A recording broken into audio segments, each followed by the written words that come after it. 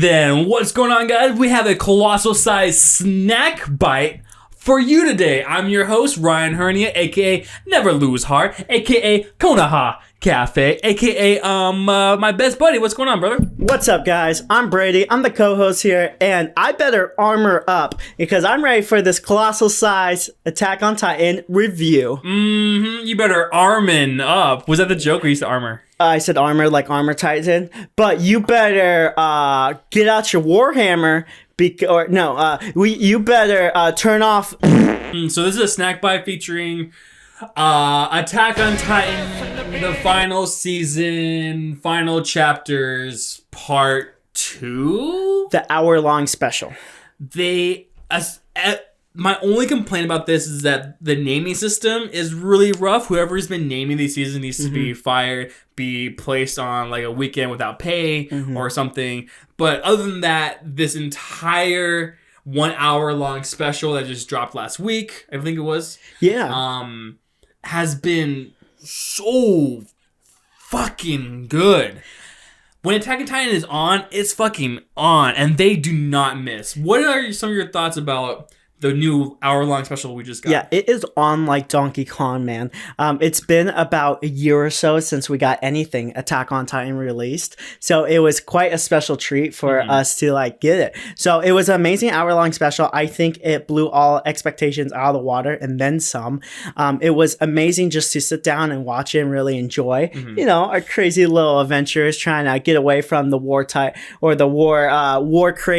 Eren Yeager leading the Jaeger at killing innocents. But yeah, I thought it was absolutely phenomenal. We loved it. We just sat down and rewatched a little bit more of it together before we started filming, and it was great. I have a couple like great thoughts of great moments and stuff like that. Absolutely. So we are inching ever closer to Attack on Titan finally wrapping up. And I will say, I didn't think that Mappa can top themselves, and it's not by a large margin, but the animation is better in my opinion than it was last year. Good gravy, good golly gosh, slap my backside and call me a baby back biscuit, bitch. The 3D animation is so seamless. You would have to be a trained industry professional like me to notice it. Like, I have the eyes of like, not, you know, the eyes of the tiger. I have 2 eye tigers. Bruh. Yeah. If that's something you came into the special wanting, you got it. You know, if you just binged the last couple seasons of Attack on Titan, you're like, oh gee willikers, that was quite some swell animation. You're gonna get the exact same animation. The quality of the animation is consistent throughout the whole hour-long special, from its higher, fast-paced peaks to their more slower, calm down parts of the anime where they're just kind of chatting around. It was really just beautiful to look at throughout the whole hour-long special. I think it really just kept the consistency going. No, 100%. So I want to talk a little bit about the absolute crazy, convoluted, multi-layered, complex character that our good friend and now villain Eren Yeager is. Oh, you're talking about the newest Fortnite skin, Eren Yeager. This snack bite is brought to you by Fortnite Chapter 3 Season 2. If you are too tired from killing billions of innocent people, that includes children and women, then just jump on your newest season of Fortnite. You could nay and floss with the new Eren skin from Fortnite. Yep. Grab 3 of your best friends and hop on over to the new mega city where there's a colossal type of fun to be had. Don't forget to kill your millions. Don't forget to kill your millions. Yeah. You jackass. I was actually talking about like the actual like how he actually insane he's become. You know? I think the episode starts off with, obviously it always keeps going back to the tree. It always keeps going back to the tree. Yep. And how that's always how it started. And Mikasa's always like, you just woke up, but you're crying. What's going on? He's like, I don't know. I just feel. Yeah, he's like forever stuck in that like loop of like remembering or emotionally being involved in like his life journey. I truly believe that he was while he was sleeping under that tree, he saw everything that came before him. Yeah, and what's going to happen. And I honestly think it's, yes, he did see everything what is coming before him, but not from like his own current free will, from his future free will. I think it's his future self trying to tell him like, hey, these are the events that are going to happen. Right. Kind of like in the last. You can't do anything. Yeah, you can't do anything. You can't do anything, and kind of like it kind of shows like later on. This is just kind of something where Eren kind of thinks like he just is destined to do and he has to do. At the very beginning, it kind of shows him saving this young boy, even though he knows he's gonna kill every single person on the earth sooner or later. He still showed empathy towards his like. He shows him his feet. Yeah, he shows him his feet at this younger boy, and he was crying like, "Why are you crying? You just saved me." It's like, cause you're gonna die sooner or later. And the kid's really taken back. He's like, "Thanks for saving me. Thanks for saving me, Mither. Why you crying?" Yeah. Why you crying, Mither? But yeah, it's just like I feel like this is really, and we kind of talked about it before we started. This is something we feel like Eren just thinks he has to accomplish. He is the catalyst that brings about the end of the world. And I don't think that he came about this ideology on his own, really. Yeah. So I 100% agree with you. He is conflicted about saving this kid because he knows, in retrospect, everyone's going to die at his hands. So it's like he's battling with himself. From like, he used to be like a hot-headed young man for justice, right? And he only wanted justice and he wanted freedom. And that side of him wanted to help the kid, obviously, who's getting ganged up by a bunch of older men. And then, but a much larger overarching character that he's become knows that it's pointless. What kind of like interests me during that moment with the kiddo is like he's showing like a little compassion for this kid. Is there still a little bit of humanity left 100%. In him? Because like before, I think if they didn't show that scene with the kid, it would just show like he's a lost cause. There is no talking him out of this. There's no, like you say, there's no talking no ditchu. Takano ninjutsu. Oh, Takano Jitsu? I don't know. I'm not a Naruto guy, but no, it's okay. I really was concerned for my friend for a second. I was like, no, Brady, don't have a stroke. Yeah, I don't know those crazy Naruto slangs, but no, it just means that you talk the bad guy from doing bad stuff. Yeah, but I like before, if they didn't show that, I didn't think like there would any redeeming humanity inside of him. There is, because I think from the tree perspective, he's crying because he saw what has to happen and he doesn't want to do that, essentially. And then the same with the little boy, like I saved you and something bad's gonna happen. I have to do it. I'm really sorry, kind of thing. And do you have a point you want to talk about? Because I was gonna talk. I mean, I have a couple different things, but like definitely if you guys just finished the last season of Attack on Titan, you just basically follow right back up. There's no little like slow parts of like, oh, okay, we gotta do the side quest or this. It picks immediately back up. You're following the game. You're running away from the rumbling. What kind of concluded or what started at the conclusion of the last season.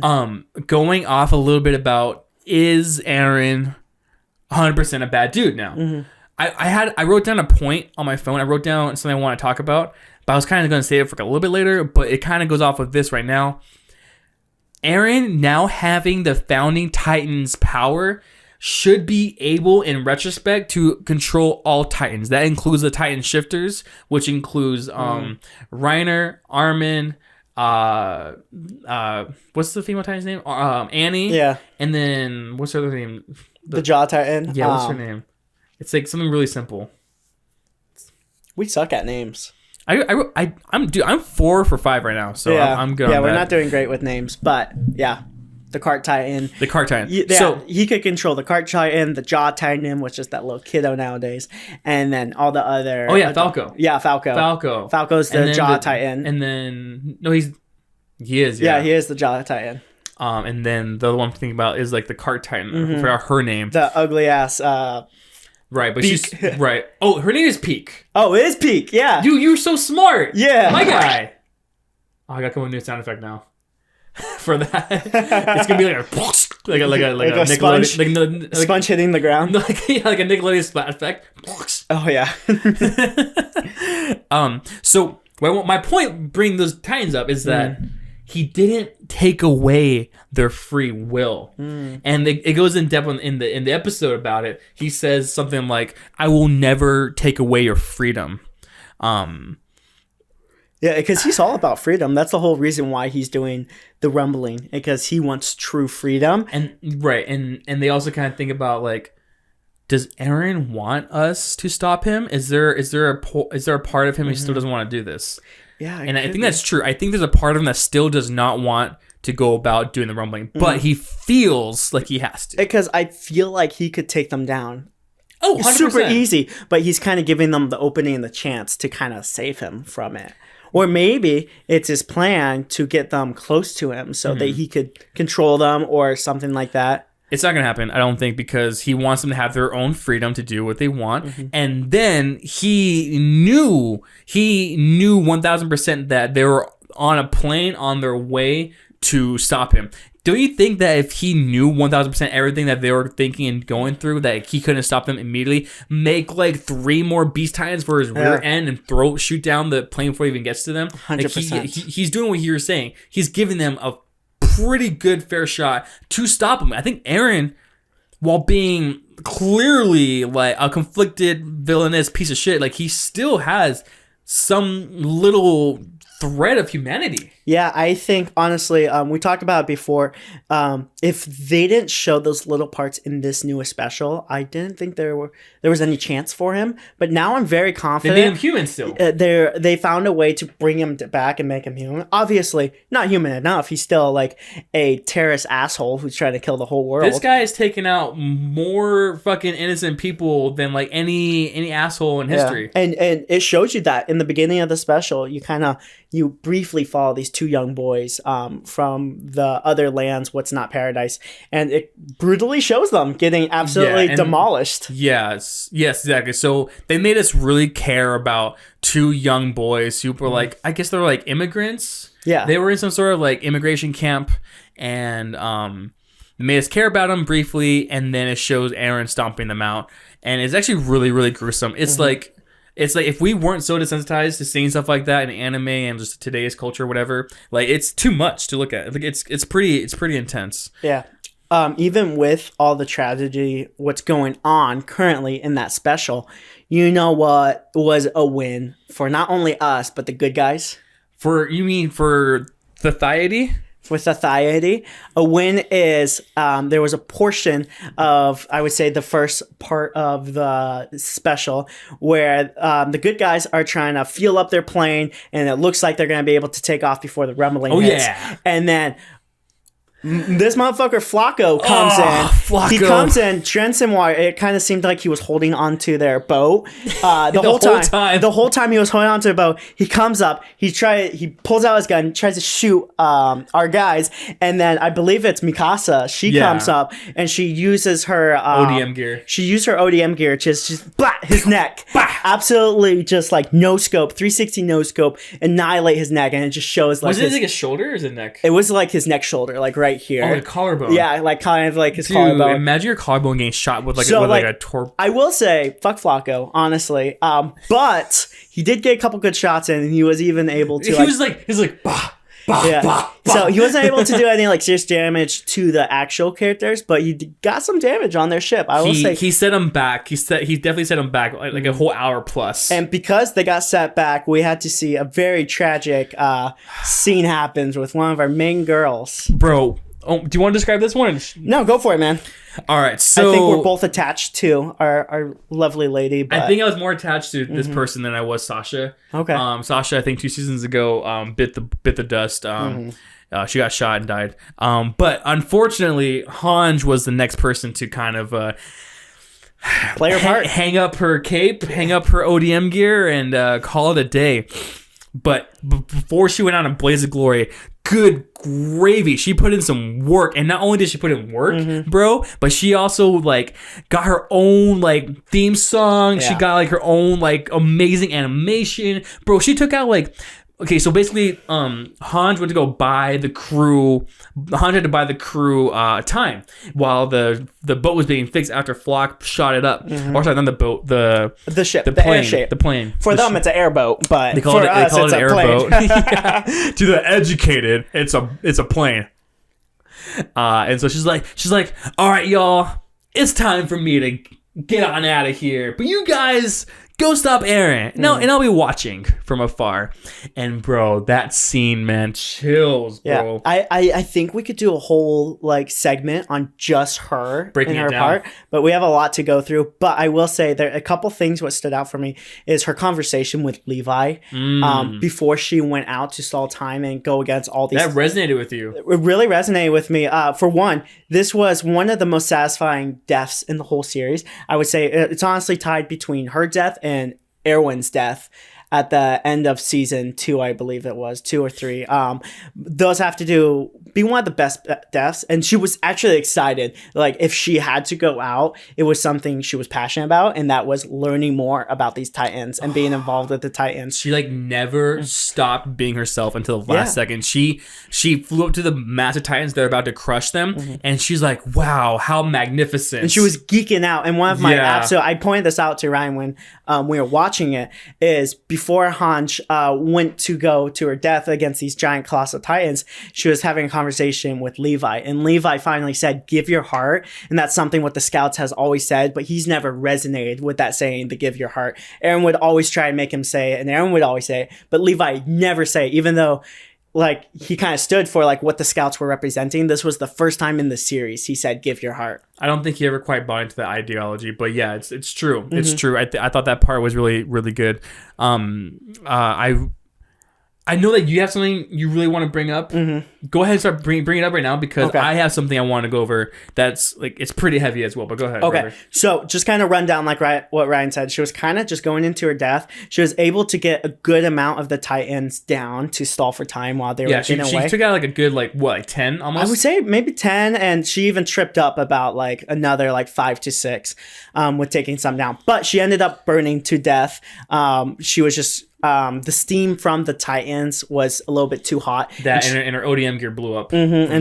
So she kind of burned alive. What was a fantastic way for her to go out. How she did go out, though, was when she burned up, she kind of fell to the ground and it kind of turns black. And then she wakes up in these giant footprints. And for me personally, I really thought that was a blue ball moment, because slightly in my head, I was like, she fucking made it out alive. She's alive. I was you got excited. Yeah, she was I got alive. alive because like it showed like the area where she was fighting. It showed the plane taking off, and it just showed the craters of the foot of the giant colossal Titans. So I was like, oh, she's fucking alive. But then it shows that it's our first time ever seeing any type of afterlife in the Attack on Titan universe. Right. And you got to see all the fallen comrades, and Erwin was just saying, you did your part. This is your time, and you played your role in this journey. What I thought was like, for one, huge roller coasters, because it was like, oh fuck, she's alive, and like, fuck, she's not alive. But like, but at the same time, it's like, oh, she got to be with, because we haven't seen any of those characters since like their individual. obviously they're dead. Yeah, in the individual passing, but this actually confirms like a type of after Earth, afterlife type of, and it was just realm. kind of reassuring too that she got to see Erwin again, and Erwin was still just as sweet and kind, saying like, "Welcome, you made it." Like, and also would point out what stood out to me was when Hans woke up. She's like, huh, "Did the airboat make it?" And then he's like, "Yeah, you're good. Look up, look over there." And he points it, and it's like flying away. That to me was like, yo, like she was so selfless in this act. It wasn't so much about her going out in a blaze of glory. It was more about like, I need to buy these guys time so we can finish the mission.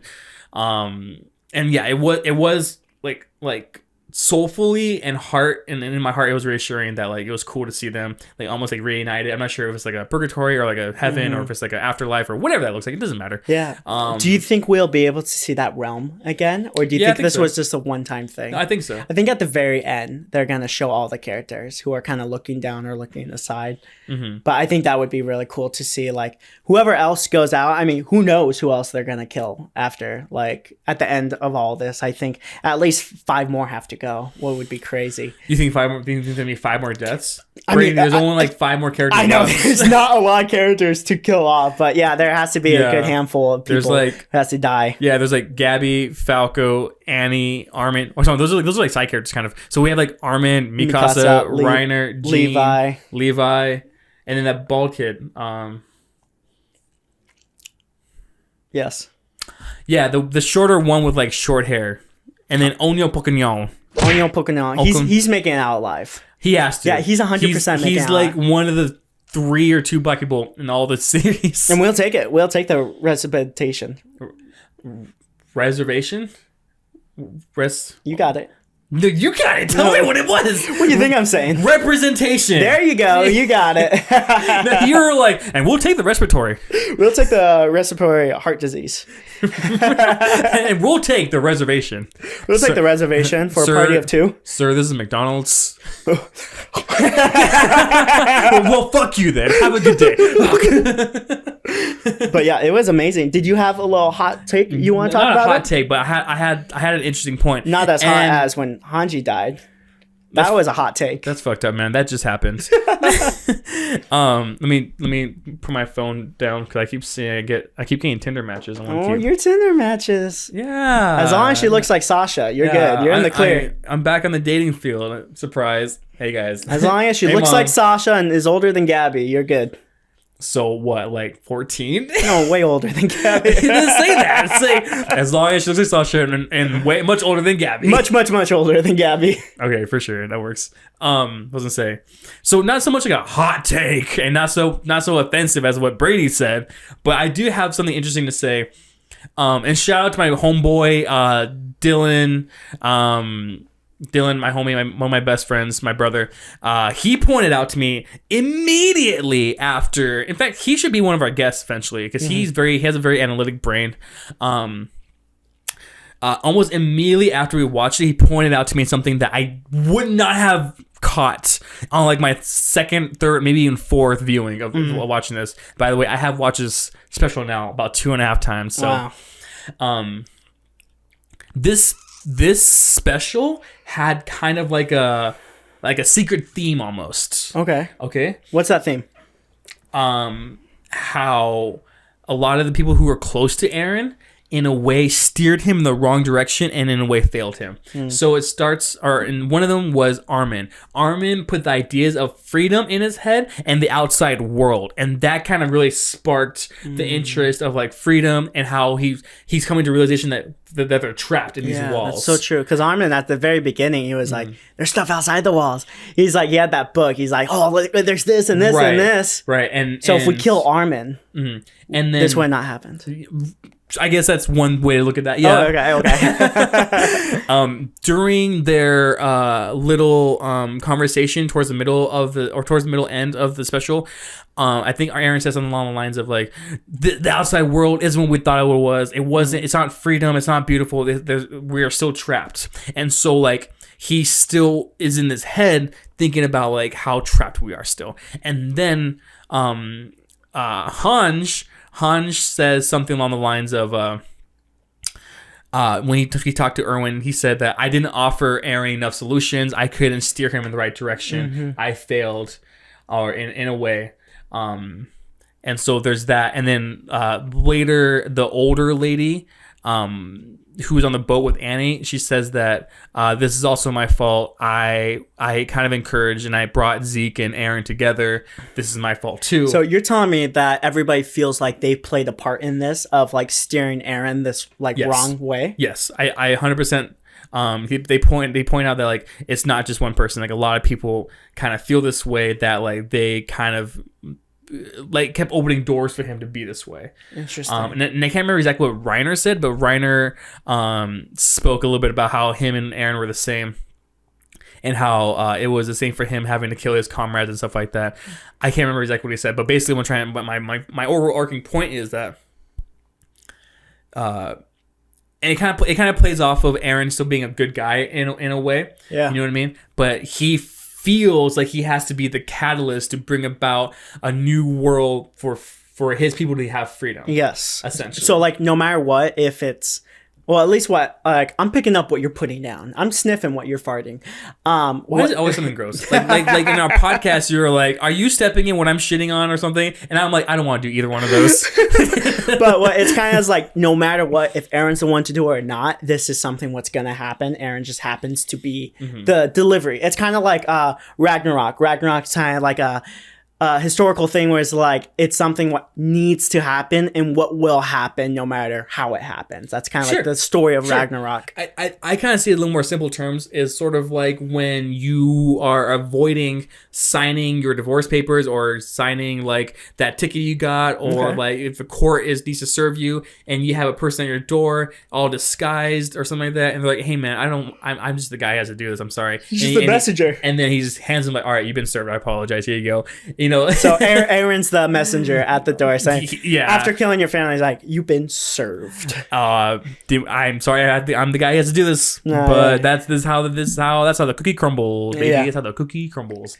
It kind of goes, to that one kind of parallel is in the real world. There is two groups of like, oh, if we didn't have guns, there wouldn't be deaths. But it's not the guns what's doing it, it's the people. Kind of like in Attack on Titan, it's like no matter what, this is going to happen at the end because there's Titans there, periodly. So if the Titans weren't there, this would have not been an issue. But because the Titans are there, it kind of just has to kind of happen. That's kind of like my thought process when it comes to it. That's a good parallel. Yeah. I like to put towards it. This wasn't part of the special, but this was last season. When Eren finally convinced Ymir, the original founding Titan, to take revenge with him, he kind of like almost like spiritually traveled to each of like to his father and to his father's like mentor, and he convinced him to take actions that would lead to the rumbling. Yeah, he was like kind of in charge of all the major plot points, what led to this. Isn't that insane? Like he's in control of it. What's also like super conflicting because like if he was in control of it, he could just not done it. But now it kind of seems like he doesn't want to be in control. But it's like a big circle of fate where like he was manipulated. He was mansplained. He was manipulated into doing it. He was pushed this way. He was raised this way. He was raised by his own father to do this, to have him grow up and convince his father to do it, and then his father does it. It's like a big circle of fate. It's just like. Maybe this is a tragedy. Maybe his story is a tragedy. Yeah. It's a poetic, like crazy plot of just blah. Blah. Just blah. Blah indeed, right? I lost myself in my thought. I was like, yo, this is like, I'm overheating. No, I feel it does feel like blah. And I'm very excited to see like where it goes next. I know like they haven't came out, what's very ridiculous for them. I'm going to write them a strongly worded letter. But at the end of this. You're right. Up. I'll do a voice memo. Yeah. I'll look up on ChatGPT and I'll have it write me a paragraph for me. Sure, yeah. But I'm really excited just to see like what happens next. They haven't confirmed any additional seasons or specials or movies. Right, but you know it's gonna happen. It's gonna happen. It's just it's kind of bogus. Like we wait all this time and we got hour-long special, but then we're also in the dark of like. It may not be that long though. Yeah. The next special or the next season or the next whatever. You thinking winter? Because currently it is March. Right? No, we're gonna get sooner than that. Like, you think sooner than winter? I'm gonna guess 5 to 8 months from now, which I guess will be. Yeah, winter. it is winter. In 5 months from now, it'll be fall. Fall. Yeah. So I'm thinking fall or maybe heading into winter. Well, because it takes them 1 year to produce like 12 to 16 episodes. So if they just dropped like maybe 3 episodes in that special right now, then or. It was technically 2 chapters, but what I'm trying to say is that in a year they can definitely produce more than just an hour of animation. But no matter what, I'm excited to see like where this special kind of concluded. Oh, also spoiler: we are not manga readers. Yeah, you guys should know this by now. But if you don't, for this series, if you don't, that's our audience, man. Come on, dog. They deserve better than that. Kisses. Mwah. But kind of where like this episode kind of concluded is from the flying boat, the main crew kind of jump on Eren's giant Titan, and they're all going Titan forward, and they're all going ballistic, and it kind of ends at that with like a stare down between Armin and kind of Eren, I guess, if you want to call that form of Eren actually. Right, and do you know that the form he is in right now actually is inspired by like an actual real life like creature. Oh, really? Yes. So it's like a dinosaur almost. Oh, for real? It's like an underwater dinosaur. A little aqua. Maybe there has to be something with like underwater type of titan. You know what? I'm editing this video. Here's what it's based off of. It's actually really sick, and he looks like it too. It's cool. It's really creepy. Obviously, I don't think they're still around. I mean, and if they scary. are, that's freaking weird. They're scary. Oh, They're scary. I'm so scary. But anyway, yeah, man, hot dog. This is a crazy special. I know you just said hot dog, but there's one more thing I want to talk about. Oh, hot dog, man. Bro, the very minute, silly, willy little microsecond that it wrapped up, I was like, yo, this song is a banger and a half. It's called Under the Tree, I believe. Okay. By Sim. And Sim, they're the people who did the last one, right? They did the rumbling. They did do the rumbling. They did rumbling opening for the last season, and it was such a fucking good song. It got you so hyped for the season. And they did the ending theme called Under the Tree. Same people, and it was so good. It was so fitting. They had like a black and white first person perspective of a guy walking through a field, and then it had birds. And birds are very symbolistic of Eren because he wants to be free. And birds are the freest. The freest. They're the freest out there. And so it's like black and white pictures of birds like flying quickly. And it's just like the lyrics are like kind of sound like Mikasa singing them because it's like sit here under the tree with me. Why oh why don't you want to stay with me? That's a good And then at the end it's like my precious friend. And then it's solid. like. That's solid. It's a banger. It sounds like Mikasa's like perspective almost. Absolute banger. Absolute banger. I barely even know her, honestly. You're a married man and you said that. No, I'm just kidding. Not for long. Nervous laughing continues. But hot dog, man. That's been hot dog, man. I'm very excited to see what happens with this. I'm very excited to see like what's just gonna happen. You know what I would love to see? I would love to just see a OG form of Eren. Like outside of this like giant monstrosity Titan form, like maybe just a one-on-one Titan battle between like not even Titan battle, one-on-one human battle between like Armin and Eren. Wait, Eren would win though because remember in the last season, Eren walks up to Armin and Mikasa and he said, "Fuck you, Armin. Fuck you, Mikasa. Mikasa, you're just wired to want to protect and love me." And then he punches the shit out of Armin. But Armin wasn't expecting that. Now Armin is in a tent to kill. He has a tent to kill. He has a better mindset now. Before, he was still like for Eren. I think now he's like, fuck him. No, he's not. I think he wants to fuck him. Maybe that. No. Like, not fuck him. But I'm saying fuck him. You've lost me a little bit. Maybe he wants to do both. It could be both. I mean, have you ever like fought someone and then fucked him? Did you see the Riz Armin had? On the boat, he's the Rizzler of Oz. He had the Riz with what's her face on the boat. He spent years talking to her and never got anywhere. He never got a second base or third base. Unless they walked in on him fucking a crystal, like he didn't get anywhere with it. They walk in, it's like, all right, let's check out Andy's crystal. Why is it all slimy? Oh, Armin was just here. Oh, no. What? Dude. Armin, Riz, do you smell my finger? Riz. Riz, don't you mean bitches? Shit, I had something else I wanted to say like 10 minutes ago. We just kind of talked about Armin's Riz. Oh, I know we're pushing 30 minutes, but... All right, I'm going to close your eyes for a second. I'm going to paint you a picture. Okay. I have just become the craziest, most outlandish dictator, most powerful dude in the whole like country. Yes. And you have a chance to beat the fuck out of me and stop me. Do you go talk ninjutsu or do you go hands to hands, balls to the wall? What do you do? Can I open my eyes now? Open your eyes. How do you respond to me like ruling the whole world? Yeah. Like in our personal relationship. Right. What if I was like Eren and you were like Armin? Like, for real. Would you go talk ninjutsu or would you go fist to fist? Bullet to the head. Okay. Multiple bullets to the head, actually. I can't. With a couple knife slits to the throat, and then probably 2 more bullets to the scrotum. Okay, so, but I'm still your best friend though? Yeah, so like I said, bullet to the head, couple nice slits to the throat, finishing with a bullet to the scrotum. Okay, I get it. You wouldn't hesitate. But would you go talk ninjutsu or fist to fist? Oh, fist to fist. Okay, so you would try to fight me. No, 100%. Okay, you know? cool. Like, because at least in Aaron's shoe, there's no way of talking you out of there. You already had a mindset of killing billions and billions of people. And remember during the thing, when Aaron kind of teleport all of them to like that landscape, Right, kind of like spiritually, yeah. Yeah, and they were trying to talk to him, and he's like, "I'm not having it, dog." He's like, "Mm-mm." You had to kill me. Ears off. I don't hear it. He teased them too. He made them run like a half mile to him. He did. Yeah. He reset them. And he's like, "Nah, fuck you guys." He was trolling them. You thought. He's like, "You got games on the phone?" No. You got some Riz on that shirt. Yeah, and Armin's like. But anyway, yeah, it was a great special. I really enjoyed it, and I'm very excited to see what happens next with it.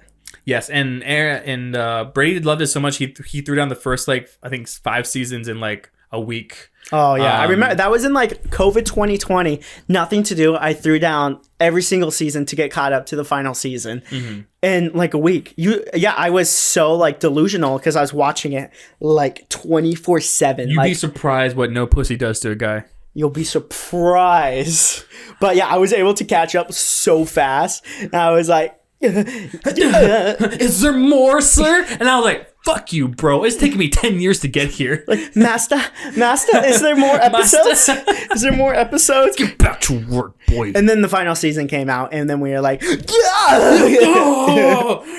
final season part 1, part 2, part 3, part 4. It started with Reiner being like a little bitch, like, I don't want to be a Titan anymore. I feel bad for he tried shooting himself. Yeah, he tried shooting himself, and then Aaron's like, nah, bitch, if you're gonna die, I'm gonna kill you.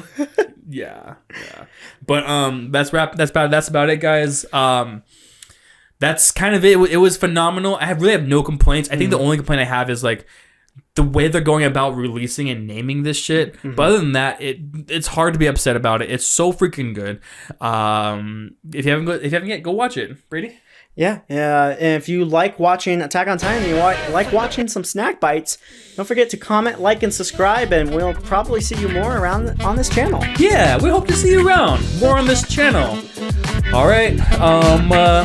Bye-bye. See ya.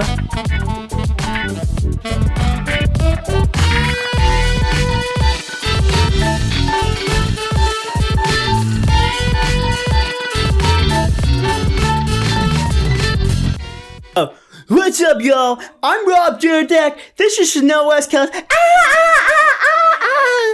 This is DJ What's Your Face. Yo, what's up, man? Hey, Chanel, what do you think about dogs?